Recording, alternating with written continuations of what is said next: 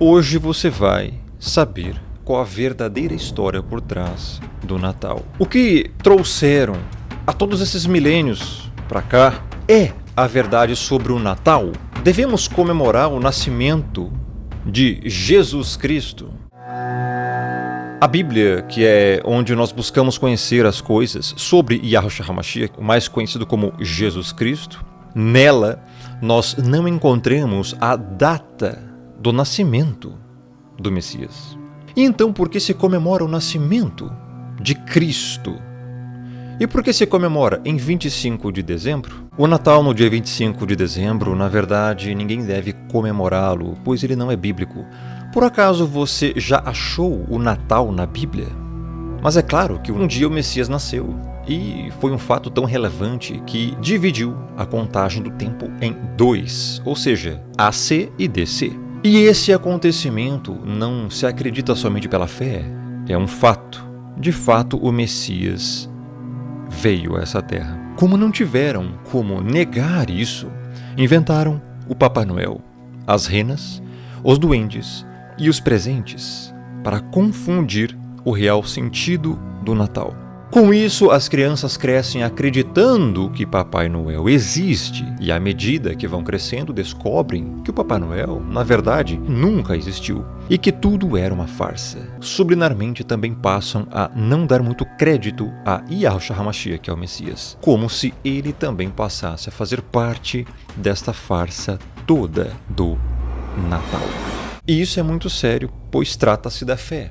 E a fé não em qualquer coisa, mas sim a fé no Salvador. Pois bem, entremos na história retornando ao livro de Gênesis. Neste livro passa-se o momento de uma história muito conhecida sobre Noé, o homem que construiu a arca e que através desta salvou 8 pessoas e um grupo enorme de animais da destruição do dilúvio. Após o dilúvio, a Bíblia relata que Noé bebeu vinho e embriagou-se. E tirou as suas roupas e achava-se nu. Isso está em Gênesis capítulo 9, versículo 21. E dentre os filhos de Noé, que se safaram da destruição, havia um chamado Cã. E esse filho, ao ver Noé nu, achou muito engraçado, riu e correu para contar para seus outros irmãos. Isso não agradou Noé. Os outros irmãos, Sem e Jafé, andaram em direção ao pai com os rostos virados. Pegaram uma capa e cobriram a nudez do pai. Desta forma, Noé amaldiçoou a descendência de Cã, que a Bíblia diz que era pai de Canaã. Noé disse que a descendência de Cã agora passaria a ser escrava de Sem e que Jafé habitaria junto com Sem, e foi exatamente isso que aconteceu. E amaldiçoado pelo pai, Cã andou por caminhos errados e teve filhos. Um de seus filhos se chamava Cuxi. Este conheceu e casou-se com uma mulher chamada Semiramis, que era uma mistura de Jezabel, esposa de Acabe, com Kamala Harris. E desse relacionamento nasceu Nimrod.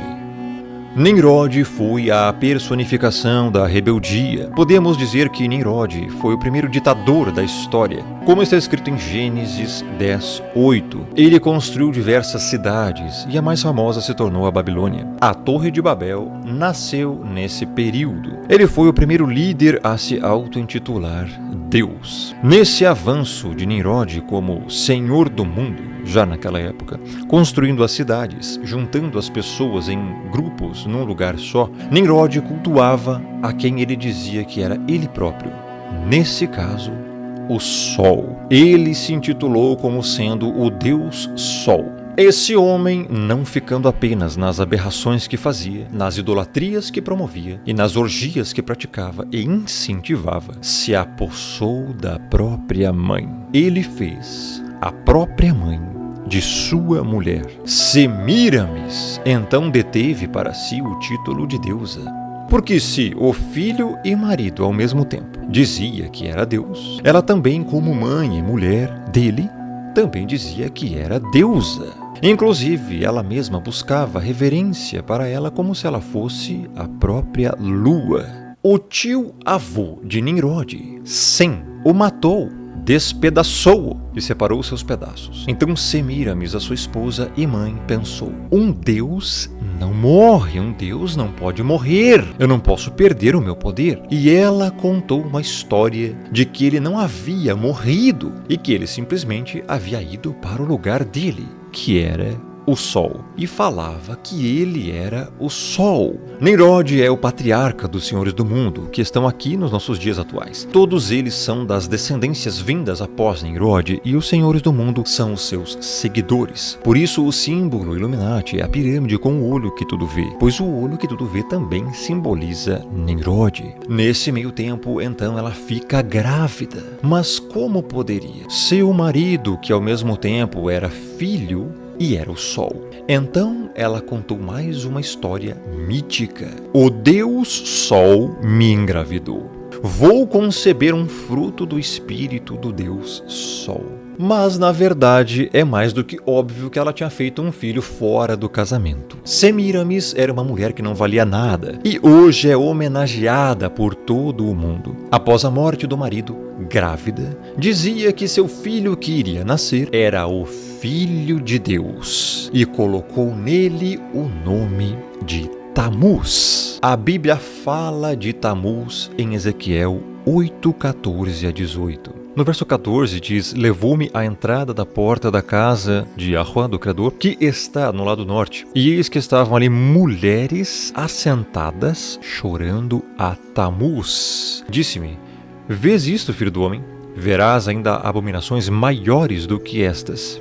Por que abominação? Porque isso era uma idolatria. Levou-me para o átrio de dentro da casa de Yahuá, e eis que estavam à entrada do templo do Criador, entre o pórtico e o altar, cerca de 25 homens de costas para o templo do Criador e com o rosto para o oriente, adoravam o sol, virados para o oriente. Neste momento, então, estavam adorando a Tamuz e a Nimrod, pois estavam adorando o sol, que Nimrod se auto-intitulava Sir, e que depois Semiramis, sua mulher e esposa, disse que Tamuz também era o filho do Deus Sol. Então o verso 17 diz assim: então me disse, vês, filho do homem, acaso é coisa de pouca monta para a casa de Judá o fazerem eles as abominações que fazem aqui, para que ainda encham de violência a terra e tornem a irritar-me? Ei-los a chegar o ramo ao seu nariz, pelo que também eu os tratarei com furor. Os meus olhos não pouparão, nem terei piedade, ainda que me gritem aos ouvidos em alta voz, nem assim os ouvirei. O Criador está dizendo que essas pessoas que fazem isso, ou seja, a comemoração do Natal, desperta a ira, provoca a ira e furor do Criador. Mesmo que as pessoas gritem implorando, não terá piedade. O juízo vai vir e vem por causa disso. Porque, segundo o próprio Criador, isso é uma abominação. Tamuz, filho do Deus Sol, que ficou sendo considerado como menino Deus, nasceu exatamente no dia 25 de dezembro. Depois que Semiramis deu à luz a Tamuz, começou a dizer que esse garoto era então o próprio Nimrod, o próprio Deus Sol agora reencarnado. E daí surgiu a base para a teoria da reencarnação. Para quem não sabe, a teoria herética e falsa da reencarnação surgiu daí. Quem acredita em reencarnação está acreditando em um mito pagão inventado por uma doida.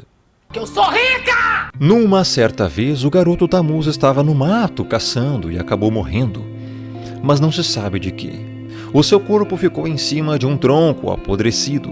A sua mãe, Semiramis, para não dizer que seu filho havia morrido, como qualquer outro mortal, já que ele era Deus, espalhou a notícia que seu filho tinha voltado para o céu, para o seu lugar, para o sol, já que ele era o próprio Nimrod. E naquele tronco podre, onde o garoto caiu em cima, nasceu um pinheiro, e Semiramis passou a dizer que esse pinheiro era a própria referência do renascimento de Tamuz. E toda a data de aniversário de Tamuz, 25 de dezembro, era comum pegar um pinheiro e levar para dentro de suas casas e enfeitá-lo como um símbolo do renascimento de Tamuz, uma prática que hoje se traduz pela árvore de Natal. Essa prática religiosa de se levar um pinheiro para dentro de casa e enfeitá-lo já era também acompanhada nessa mesma época da troca de presentes, porque as sacerdotisas e amigas de Semíramis que choraram aos pés daquele pinheiro e após agradeciam umas às outras e faziam trocas de presentes que eram depositados nos pés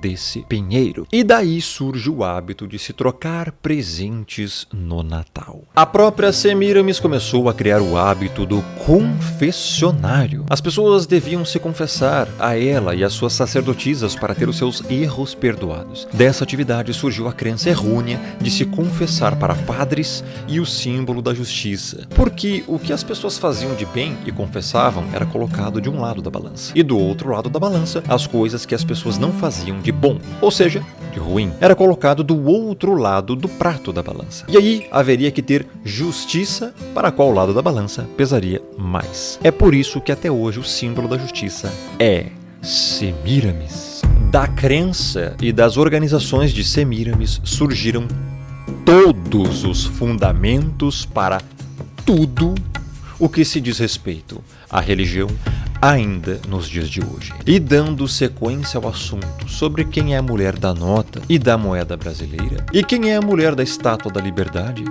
é Semíramis, a mulher da nota e a Estátua da Liberdade. Eles acreditam que quanto mais louvarem e adorarem os seus deuses, mais poder lhes será concedido. Por isso eles fazem isso. Então, após a queda da Babilônia, quando o Império Persa começou a emergir, os mesmos deuses, Nimrod, o deus Sol, Tamuz, filho do deus Sol, e Semíramis, mãe e esposa de Deus e rainha do céu, ou seja, essas mesmas divindades, passaram a fazer parte agora da cultura da Pérsia, que era o próximo reino, só que com outros nomes. Então caiu esse império e surgiu um novo império através de um jovem chamado Alexandre o Grande. E o Império Grego então começa a crescer. E os mesmos deuses são levados para a Grécia e lá adquirem outros nomes. Nimrod passa a ser Zeus, Tamuz passa a ser Eros e Semíramis passa a ser Afrodite. No Egito, Nimrod passa a ser Osíris, Tamuz passa a ser Horus e Semíramis passa a ser Ísis. Depois do Império Grego surge o Império Romano e acontece a mesma coisa. Os deuses persas, egípcios e gregos somam-se aos deuses babilônicos com os nomes adequados aos deuses da Babilônia, mas são sempre os mesmos. É sempre a figura do pai, da mãe e do filho, a família profana de Nimrod. E chega aos nossos dias, nós temos Semíramis espalhada por todo o lado. Mesmo no Brasil, quando iam fundando mais e mais cidades, já iam colocando ali um deus padroeiro. Cada local tem um deus padroeiro. No Brasil tem a padroeira Semíramis, mais conhecida como Aparecida. Hoje acontece a mesma coisa que acontecia naquela época. Os deuses são os mesmos, apenas têm nomes diferentes. E o Natal surgiu daí. 25 de dezembro é a data de nascimento do filho de Nimrod, chamado Tamuz, árvore de Natal. O que é? Ela é, especificamente, uma celebração do primeiro pecado do ser humano. Os enfeites, que são aquelas bolinhas que você vê aqui, por que você acha que colocam essas bolinhas coloridas numa árvore, sendo que esse pinheiro não tem frutos? É para simbolizar o fruto da árvore do conhecimento do bem e do mal, que não era para o ser humano comer. Foi dada a ordem em Gênesis, não coma desse fruto. O dia que você comer, você vai morrer. Então colocam as bolinhas para simbolizar o fruto. Está aqui, enfeite, fruto. A fita, ela é uma simbologia à serpente. Está vendo uma fita enrolada na árvore. Por que será? É uma simbologia à serpente. A serpente estava lá no jardim do Éden e foi lá para enganar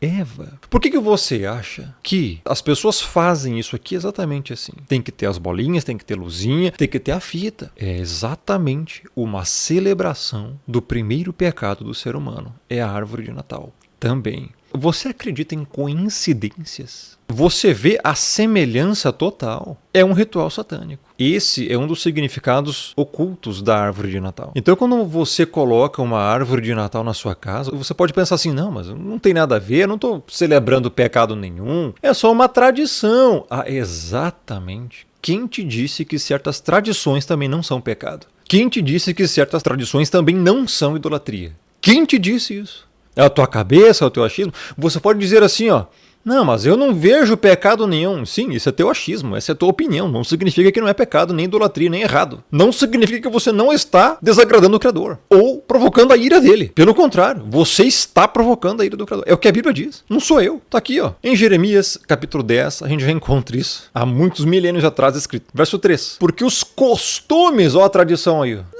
Mas eu não vejo nenhum problema. Eu não estou celebrando nada de errado, não. É só uma tradição lá, costume. Exatamente. O Criador fala disso. Porque os costumes dos povos são vaidade. Sabe o que significa a palavra vaidade? Vazio no hebraico. É inútil. E outra, vaidade na Bíblia é um pecado. Então você está fazendo uma coisa que é pecado de propósito. Pois cortam do bosque um madeiro, ou seja, eles vão no meio do mato e cortam um pinheiro, obra das mãos do artífice com um machado, com prata e ouro o enfeitam, com pregos e martelos o fixam, para que não oscile. Os ídolos são como um espantalho em pepinal e não podem falar. Necessitam de quem os leve porquanto não podem andar. Está falando aqui de uma árvore de Natal.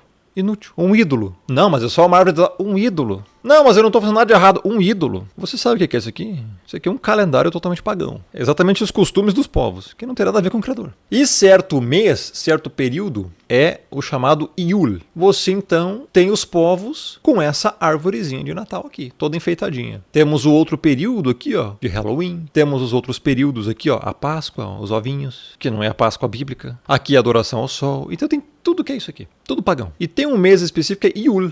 O que é Yul? É isso aqui, ó. Vai de sábado, 21 de dezembro, até 1 de janeiro. Yul. Todos os anos. O que se comemora no Yul? Yul, o menino da promessa. Quem? Tammuz. Semente de luz, festa medieval que comemorava a chegada do inverno. Na língua inglesa significa em torno do Natal, natalício. Olha aqui, o que é Yule, bruxaria? A primeira festa sazonal comemorada pelas tribos neolíticas do norte da Europa e até hoje considerado o início da roda do ano por muitas tradições e culturas. Esse rito também é conhecido como Festival das Luzes, pois é costume acender várias fogueiras, tochas e velas nessa noite. Acabou. O que você, crente, cristão, salvo, regenerado, convertido, que crê no Messias tem a ver com isso aqui? Nada. Aí você pode dizer, não, mas a gente tá cheio de coisas pagãs aqui. Sim, não é por isso que você vai fazer as mesmas coisas. Semiramis. Então, porque é pagão, você não vai usar dinheiro. Não está dizendo isso. Está dizendo que tem coisas que você pode conseguir se abster.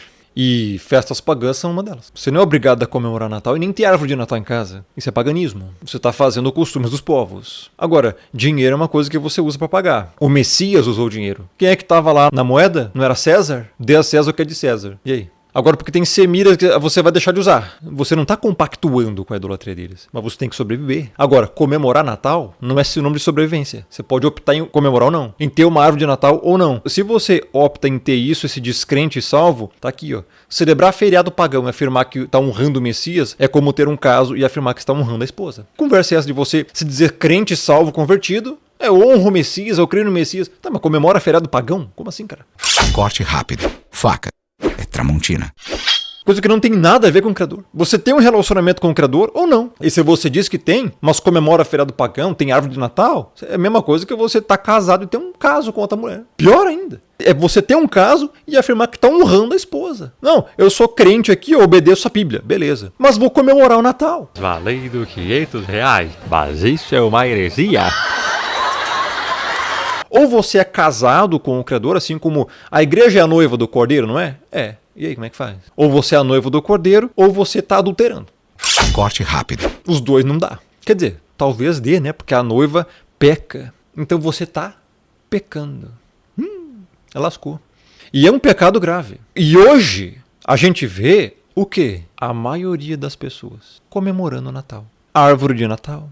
Em casa, denominações. E o significado disso é isso aqui.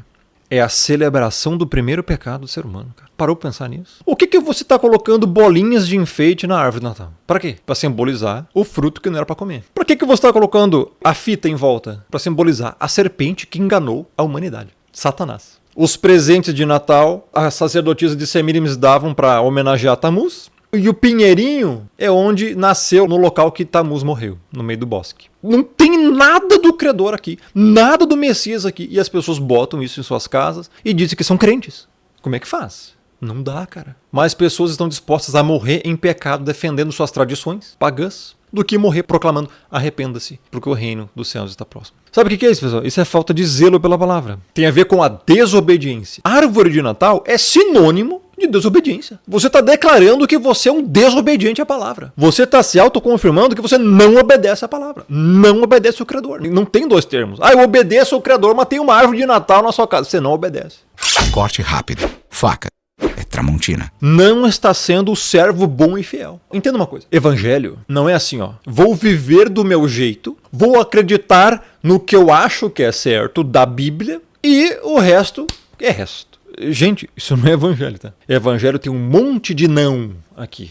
Tem um monte de não aqui. Tá cheio de não aqui, Cheio de não. Aqui, não pode, não faça, se afaste, evita. Um monte de não aqui nessa Bíblia aqui. Não imite os costumes dos povos, pois são vaidade. As pessoas acham que o Criador, que Deus, é um Golden Retriever, né? Sabe aquele cachorrinho? Acha que é dócil. Acha que você pode fazer tudo que é coisa. Gente, por que você acha que a Terra tá desse jeito? É por causa da desobediência. Por que você acha que o Apocalipse vai vir? É por causa da desobediência. Por causa da falta de arrependimento. Tá aqui, Você não se arrepende, você não tira essa maldita árvore da sua casa e você acha que vai vir bênção pra tua vida. É por isso que cada ano tá pior. Por que você acha que você tá sendo roubado, assaltado? Por tudo. Por que você acha que tá essa jossa, essa sociedade imoral, imunda, pútrida, vulgar, indecente, herética, blasfema, sincrética, ecumênica? Por causa disso. E essas e outras. Se você não é capaz de parar de montar essa maldita árvore na tua casa, o que você acha que vai acontecer, cara? Você não é nem capaz disso, como é que você vai obedecer o Criador? Detalhe, você acha que talvez nem tenha que obedecer, né?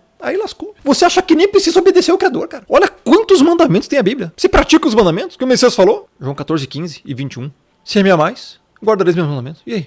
E o 21? Aquele que tem meus mandamentos e os guarda, esse aqui me ama. E aí? Nem isso você está fazendo. Tá aí o motivo porque a tua vida tá uma treva. Por causa disso aqui, Aquele que me ama será amado de meu Pai, e eu também o amarei e me manifestarei a ele. 23. Se alguém me ama, guardará a minha palavra. E meu Pai o amará, e viremos para ele e faremos nele morada. É por isso que a tua vida tá uma jossa. O Messias e o Pai não estão fazendo morada em você. Por quê? Porque o que tá fazendo morada na tua vida é esta porcaria de árvore de Natal. É a porcaria dos teus ídolos inúteis, imagens, fé em um pedaço de gesso ou madeira que não fala, não anda, não faz nada. Por isso que a tua vida tá uma porcaria. O Pai jamais vai morar em você pelo Espírito. Por quê? Tem outra coisa aí dentro. Você não entendeu isso? Você não entendeu esse princípio? Quem não me ama, não guarda as minhas palavras. Ou seja, não pratica as minhas palavras. E a palavra que estáis ouvindo não é minha, mas do Pai que me enviou. O Pai, esse que desde o Antigo Testamento está falando essas coisas. E você não pratica. Por isso que você não ama. E quem não ama o Pai e o Messias não fazem morada em você. Por isso. Continue aí, tendo casos com seus ídolos e dizendo que está honrando o Criador e o Messias com isso. Continue. Aproveita bastante, o juízo vai ser severo. É por isso que o Apocalipse vai vir. Lembrei até de outra passagem, agora você vai ver, mais 48 minutos aqui. Em Apocalipse 9 a gente encontra aqui o quinto anjo que vai tocar a quinta trombeta e também o sexto anjo que vai tocar a sexta trombeta. São pragas sobre a terra que o próprio Criador vai lançar como juízo a essa terra. As piores coisas vão acontecer aqui em Apocalipse 9 para as pessoas. Tu não faz ideia do que está aqui. Depois dessas pragas, que vão ser terríveis, você encontra aqui o juízo. Verso 20. Quem sobreviver? Os outros seres humanos, aqueles que não foram mortos por esses flagelos, ou seja, pragas, não se arrependeram das suas obras, das suas mãos, deixando do que de adorar os demônios e ídolos de ouro, de prata, de cobre, de pedra e de pau, ou seja, madeira, aqui tá os pinheiros, que nem podem ver, nem ouvir, nem andar. E aí? Vai continuar agora tendo árvorezinha de Natal na tua casa? Vai lá. Talvez você vai estar aqui, Se arrependerem, mudem, largue os seus demônios, seus ídolos. Não, eu quero ficar com a árvorezinha de Natal aqui na minha casa. Então fica, cara. Fica com esse ídolo aí. É um ídolo, entenda? É um ídolo. Por mais que você não considere. E a árvore tem um significado totalmente idólatra e pagão. E muitas pessoas ainda continuam tendo isso aqui em suas denominações, igrejas, como você quiser chamar, suas casas, e não estão nem aí. Acha a coisa mais bonitinha que tem. Sério. Qual é a jossa do significado de uma árvore de Natal, amigo? Aonde o Messias, na Bíblia inteira, mandou você fazer isso? Em comemoração dele? Não tem. Inclusive, não tem nenhum versículo da Bíblia que manda você comemorar o aniversário do Messias, de Jesus. Não tem.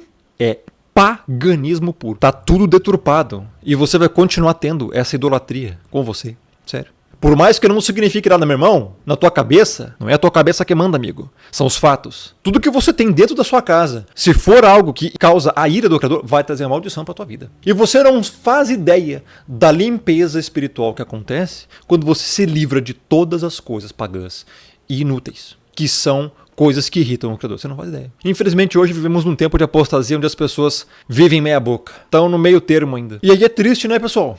Há muito tempo atrás, eu já vi as denominaçõezinhas todas. Chega perto do Natal, tem que botar árvorezinha de Natal dentro de casa. Dentro da denominação também, ó. Sério, cara. E essas pessoas se dizem bíblicas. Se dizem crentes. Meu, apóstatas. São bodes. São ímpios. Condenados. Tá aqui, ó. Olha como é claro isso aqui, esse texto. O intuito é fazer os seres humanos se arrependerem. E eles não vão se arrepender das obras das suas mãos, deixando de adorar os demônios. Ah, mas eu não adoro a árvore de Natal. Então por que você tem? Não, mas eu tenho porque é um costume. Sim, é um costume pagão, idólatra. Não vem do Criador isso. Se não vem do Criador, por que você tem? É um ídolo. É um ídolo. As pessoas não entendem isso. Por que você acha que o apocalipse vai acontecer? Você acha que é por um acaso? É para limpar essa terra, não dá para aguentar mais de tanta podridão. Celebrar feriado pagão e afirmar que está honrando o Messias é como ter um caso e afirmar que está honrando a esposa. Adeus a todos.